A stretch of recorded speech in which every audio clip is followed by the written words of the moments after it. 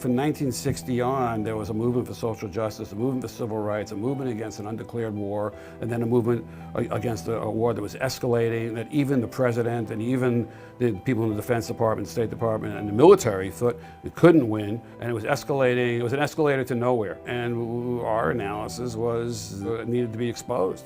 Students for Democratic Society was really unclear about why they were coming. A lot of people knew that this event was going to have a spotlight, it was worth opposing, but a lot of people had different tacks on why they wanted to come. But they were united by the idea that the conduct of the government as manifested in Chicago with the Democratic Party, needed to be contested. It displayed what exists in this country today. It had good aspects, it had bad aspects, and it also alienated a great deal of the country, say racial and cultural divide that continues today.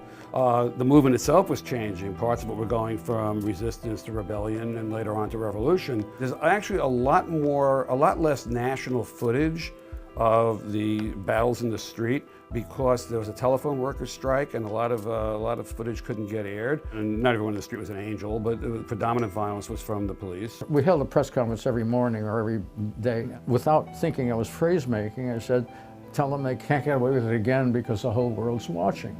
And of course I was wrong, they got away with it again. I mean, I thought it was the end of kind of the hippie dream in a way, but I had to be there. Being in the streets, and it actually made me into a reporter. Mayor Daley was as threatening as he could be. Daley was very good at manipulating the media, like a certain president I know. This was one of the instances, I think, where the press, at least reporters, initially began to realize that they were viewed as the enemy. But the movement against the war was growing, and finally in '74 they started to defund the war. And I think that is a direct result of the work we were doing, even though it was not the single event.